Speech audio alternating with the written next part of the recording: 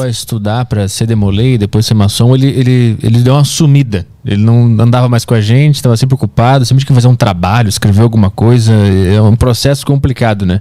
Como é que foi a tua entrada? O que te chamou a atenção nesse grupo e o que tinha que fazer para entrar lá? Eu sabia que existia maçonaria quando eu era ainda muito novo, eu era moleque. Meu pai tinha um amigo que era maçom e viveu convidando o meu pai para ser maçom. E ele frequentava a minha casa, era amigo do meu pai, e falava, não, você tem que ir para a maçonaria. Meu pai assim, mas o que a gente faz lá? Eu falei assim, não posso falar, só vou falar quando você estiver lá, então eu não vou entrar. Eu não vou entrar num lugar onde eu não sei o que eu vou fazer. E meu pai não entrou, meu pai nunca foi maçom.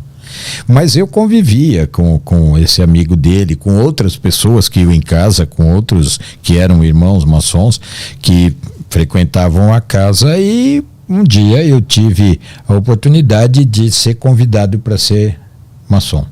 À época eu não quis. Porque a situação, assim, a gente estava numa correria na vida e tal, você fala assim, não é o momento de eu entrar para onde. Se você entra para uma instituição, se você entra para uma associação, você entra para fazer o que aquela associação tem de tempo, você tem que se dedicar. Ainda mais numa instituição onde você trabalha o aprendizado, o conhecimento, o crescimento pessoal, você tem que se dedicar. Mas o que te levou a entrar foi a curiosidade de saber o que tinha lá dentro? Não tinha curiosidade, foi realmente de evoluir como pessoa, porque foi um amigo meu que me chamou para entrar na instituição, aí eu acabei indo, entrei em 99 na ordem. 99, mas aí ele te falou que lá dentro... Ele falou, pô Gerson, vem, você tem perfil, pô, você... Pode ser, vem aqui, pô, você vai ajudar, você vai gostar. Foi assim, ele não me falava nada do que se fazia lá, mas ele falava, e como era uma pessoa que eu tinha uma convivência, e eu já tinha tido convite antes, e eu já conhecia os amigos do meu pai, então foi uma coisa assim, eu acabei, assim, um momento agora dá, e aí eu acabei aceitando o convite para entrar na ordem. Mas como é que é? Tu aceita o convite e aí acontece o quê? Aí você tem que fazer todo um processo, existe um processo para fazer a iniciação. Você tem que entregar um monte de documento, você tem que levantar a ficha, você levanta a ficha, levanta a capivara do rapaz. Se a capivara é forte, não vai.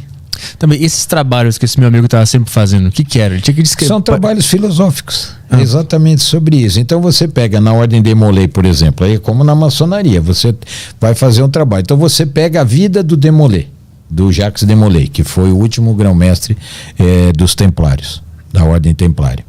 Aí você pega alguma parte da vida dele e você faz um trabalho daquilo que eles faziam, como eles agiam. Para você ter uma ideia, a Ordem Templária, né, eles foram os primeiros, as primeiras pessoas no mundo, a primeira instituição financeira a fazer traveler check, porque eles tinham postos, eles foram criados para proteger os peregrinos que iam até Jerusalém. Então eles criaram um sistema assim, o cara era rico, queria ir para Jerusalém para ver onde nasceu Jesus.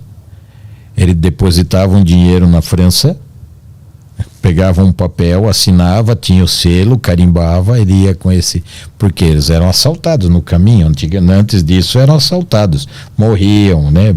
Ladrão faz muitos anos que existe ladrão na humanidade, né?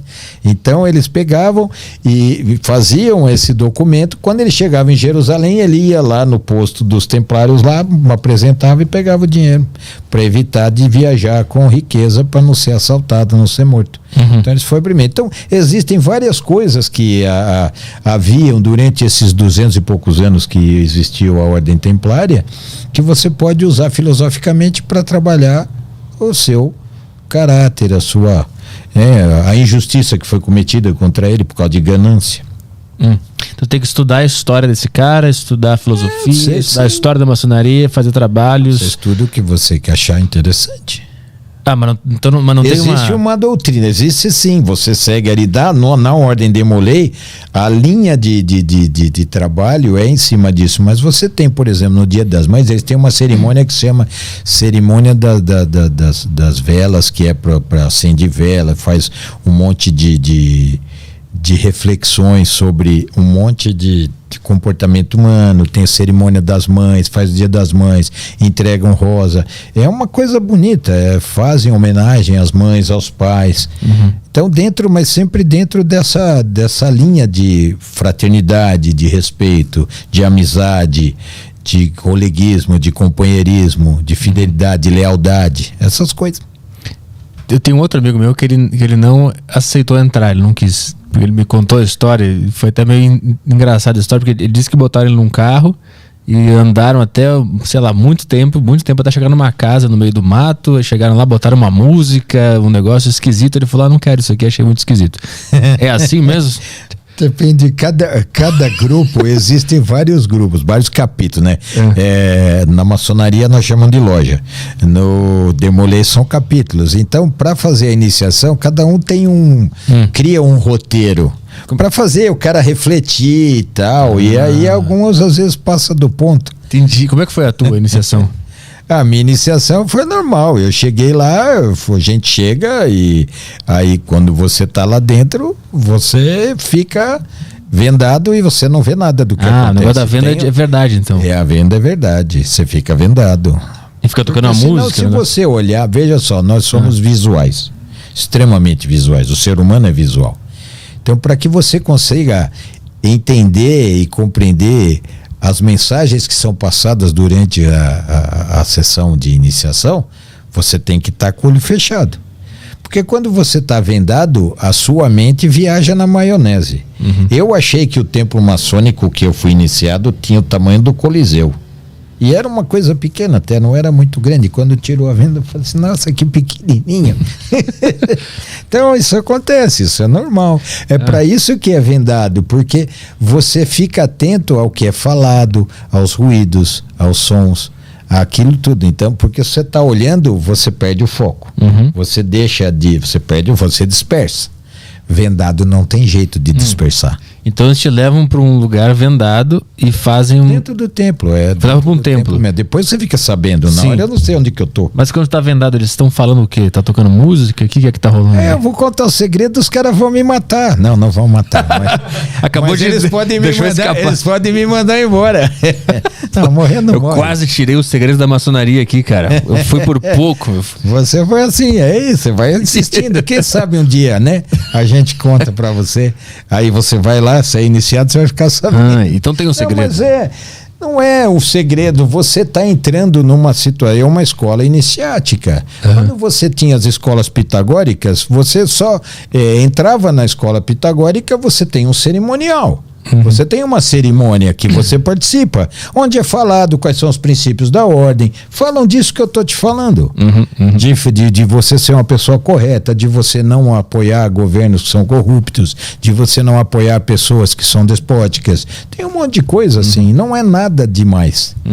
Mas aqui é uma coisa que tradicionalmente a gente fica para quem entrou. Se eu te der um ritual de maçonaria, você pode pegar o ritual maçônico, você tá aí.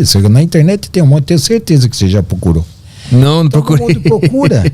Eu procurei eu só procurei o aperto de mão. O aperto de mão, não tem aperto de mão. Não tem? Não. Isso é uma mentira, um mito? Não, o aperto de mão todo mundo aperta. São toques diferentes. Então tem. Não, existe a identificação sim. Mas são coisas que a gente tem, não existe uma palavra secreta. Como a gente convive dentro de um templo, existem coisas que a gente conversa normalmente, que são palavras normais, que todo mundo usa. Mas dependendo da forma como você utiliza, você identifica se o cara é maçom ou não. Então tem códigos.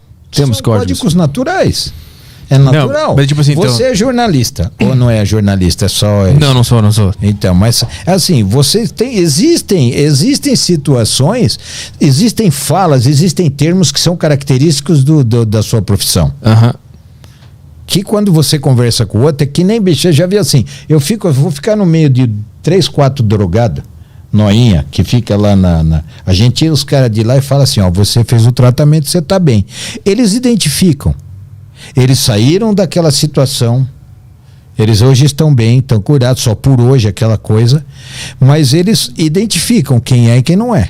Eu não identifico. mas ele identifica pela forma como o cara se comporta, como ele fala, algumas coisas que o cara fala, que faz. Gírias. Então, os ex...